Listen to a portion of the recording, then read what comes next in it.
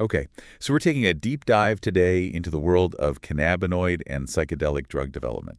Really interesting stuff. Yeah, and we want to figure out how intellectual property really shapes this whole landscape. For sure. We've got a ton of sources here, articles, research papers, even some legal analyses, Mm. all kind of focusing on patents, data exclusivity, and even this thing called orphan drug status. Yeah, it's really interesting how these kind of mechanisms are really driving so much innovation, Right. but also sparking a lot of debate about access to these treatments that could be groundbreaking. Yeah, it really does seem like a scientific gold rush in a lot of ways. Right. Everybody's trying to stake their claim, right? And we're seeing companies, patenting everything Right. from the way these drugs are formulated Hmm. to even the methods they're using to extract these compounds from plants. It's like the Wild West of pharmaceuticals. Wow. There's a lot of uncharted territory here. Coolly. And you see companies really actively building these patent portfolios, not just to protect their investments, but also to give them a competitive edge in this market that's changing so rapidly. And that's what's so interesting, right? Because we're not just talking about patenting a new drug molecule. Uh-huh. Like we're seeing patents for things like time-release capsules for CBD Right. or transdermal patches that deliver very specific doses of psychedelic. That's right. So it's like they're trying to control the entire delivery system, Mm-hmm. not just the package it's carrying.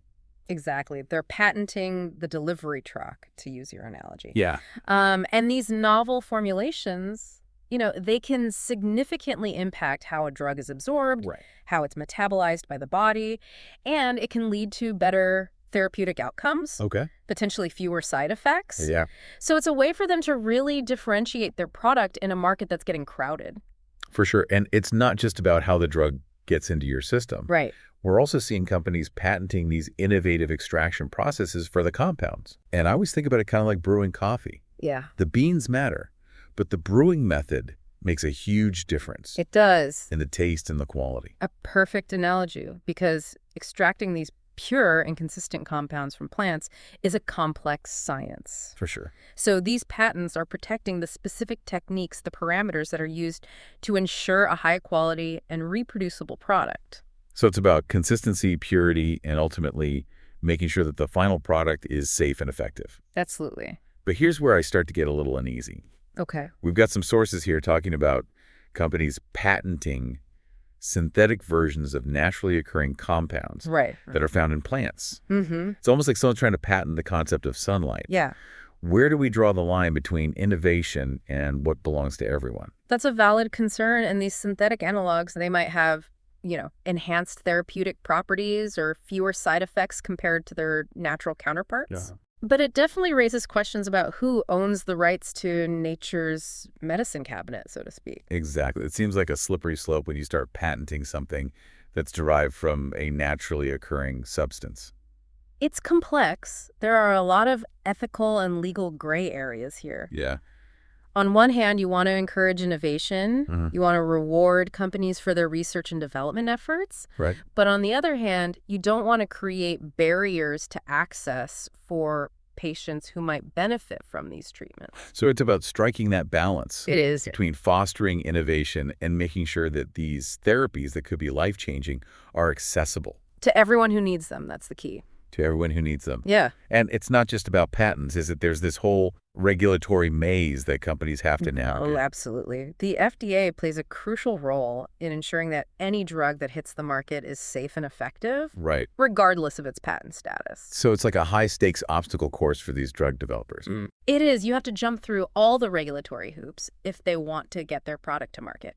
And it's not a one-time thing either. No, it's not. Companies have to maintain ongoing compliance with FDA regulation, Right. which I imagine is a really big undertaking, especially in a field like this, where there's still so much we don't know. It is. It's like a constant audit. Yeah, but I guess that's the price of bringing new treatments to the world, right? I suppose so. Okay, so we've got patents, we've got data exclusivity, Mm-hmm. we've got this rigorous regulatory process. Right. All these things are designed to incentivize research and protect intellectual property. Uh-huh. But what about the patients who might not be able to afford these new treatments? Well, that's where something called orphan drug status comes in. Okay. It's a special designation that's granted to drugs that are targeting rare diseases. Interesting. And it offers incentives to developers who might otherwise shy away because the market size is smaller. So it's like a fast pass at an amusement park Right. for drug developers. Yeah. Exactly. It helps to expedite the approval process for therapies that address unmet medical needs, I see. even if those needs only affect a relatively small number of people. So in a way, it's encouraging innovation in areas where there might not be a huge financial incentive otherwise. Precisely. But even with orphan drug status, there's still the question of how to make sure these therapies are affordable and accessible to all who need them.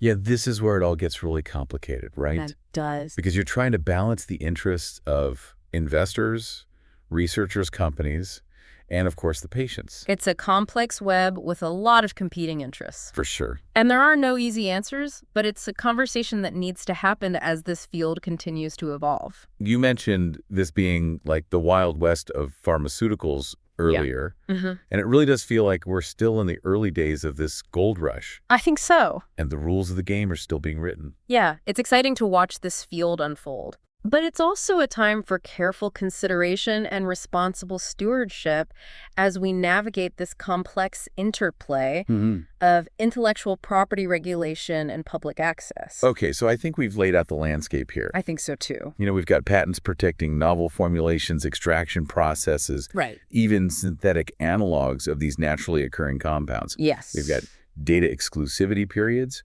and this orphan drug fast pass for rare diseases. And of course, the FDA looming large, making sure everybody plays by the rules. Right.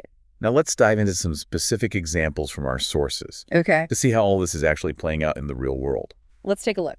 One of our sources highlights this company that's developed a really unique transdermal patch for delivering a specific cannabinoid. Interesting. And they've managed to secure a patent on this novel formulation. Okay. Because it allows for this controlled release of the drug over an extended period. So it's not just about the cannabinoid itself. Yeah. It's about the way it's delivered. Exactly. That's more effective or convenient for the patient.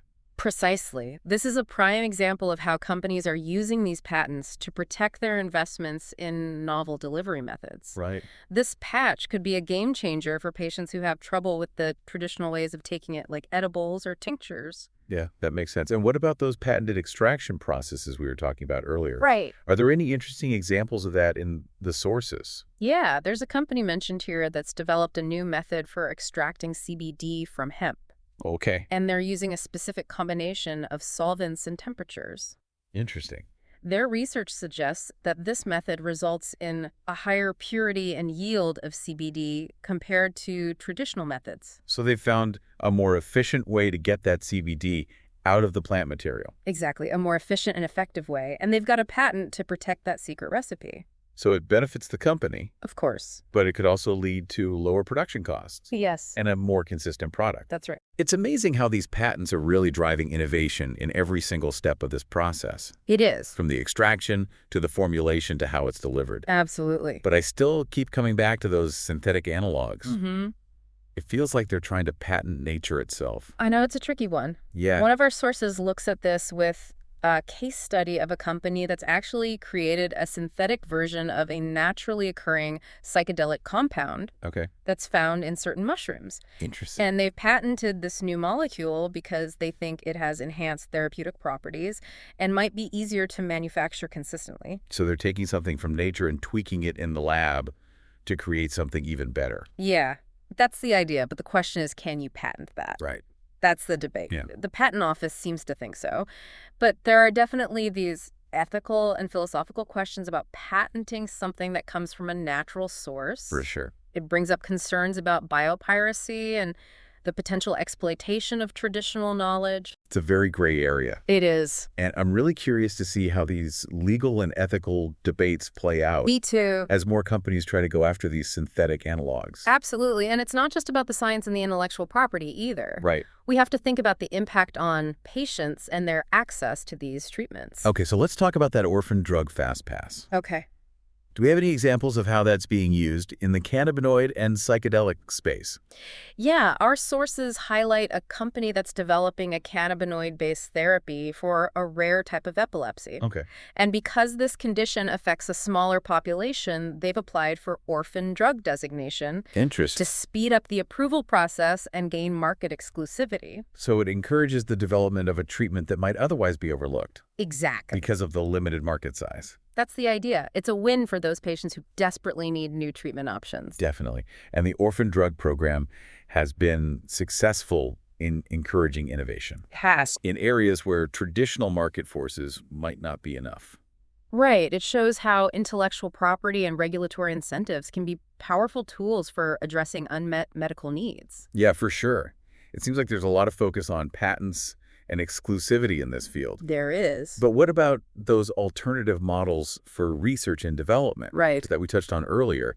Are there any signs of that happening in the cannabinoid and psychedelic world? There are a few glimmers of hope in our sources. Okay. Some research institutions and nonprofit organizations are starting to look at open source platforms for sharing data and collaborating on research before it gets competitive. That's encouraging.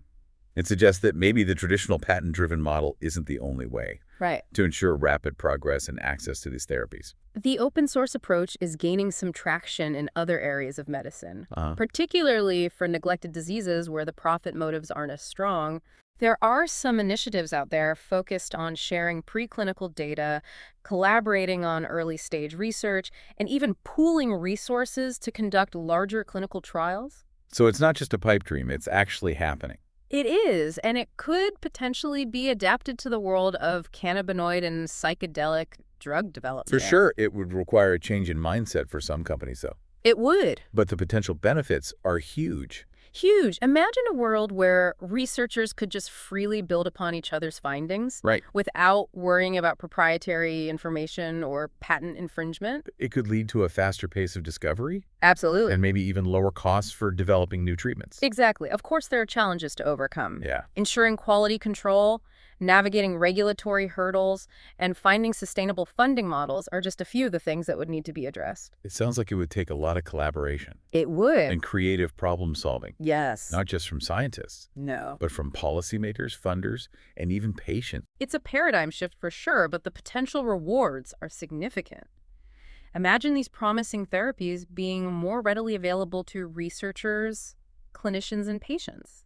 It's a really compelling vision. It could bring in a new era of personalized medicine where treatments are tailored to individual needs and accessible to everyone who could benefit. Wow. Okay, so we've covered a lot of ground here. We have. We've seen real-world examples of how companies are using patents to protect their investments in these new formulations, extraction processes, and even those synthetic analogs.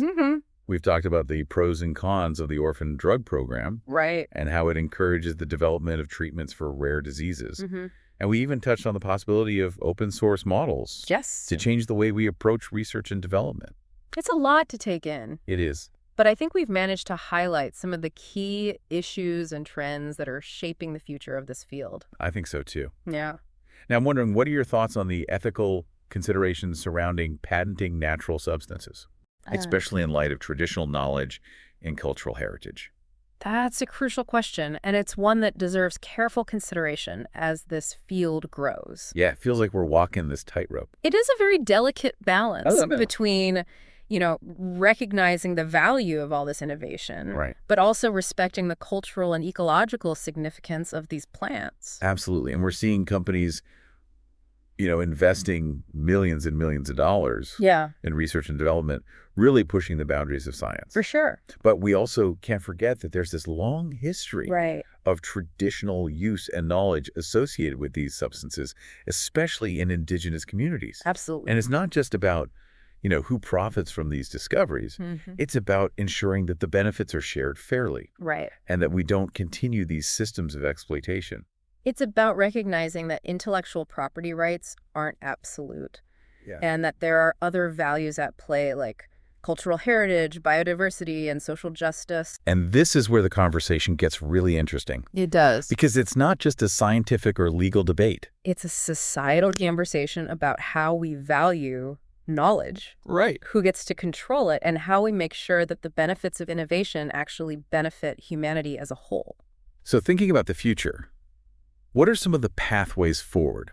How do we navigate this landscape in a way that encourages innovation, Right. but also upholds these ethical principles? Well, one potential pathway is to promote more collaborative models of research and development, where companies, academic institutions, and indigenous communities all work together with mutual respect and benefit sharing. So instead of the typical model where companies are so protective of their intellectual property, we're talking about something more open. A more open and collaborative approach. This could involve things like open source platforms for sharing data, joint research projects, agreements that recognize the contributions of traditional knowledge holders. It's a pretty big shift. It is a paradigm shift, but one that could lead to a more equitable and sustainable future for this field. I hope so. It would require a willingness to rethink some of those traditional norms around intellectual property. But the potential benefits are enormous. Okay, so collaboration is one path. What other options are out there? Another approach is to explore alternative models of intellectual property protection. Ones that are more sensitive to the nuances of natural products and traditional knowledge. So not just relying on patents. Right. We're talking about creating new legal frameworks that are designed specifically for this type of knowledge. Interesting. This could involve things like geographical indications, which protect products that are associated with a specific region, or sui generis systems that recognize the unique characteristics of traditional knowledge. So we need to get more creative and flexible in how we think about intellectual property. We need to move beyond that one-size-fits-all model and develop solutions that are really tailored to the specific challenges and opportunities of this field. And it's not just about legal frameworks either, right? No, it's not. We need to foster a greater awareness and respect for traditional knowledge. Among researchers, companies, and policymakers, absolutely. Education and cultural sensitivity are key here.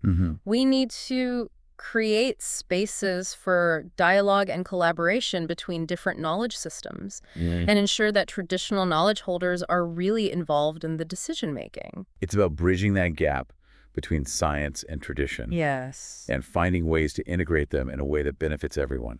It's about a more inclusive and holistic approach to drug development, one that honors the past, embraces the present, and shapes a future that is more equitable and sustainable. That's beautifully said. You've really captured the essence of what this deep dive has been about. Thank you.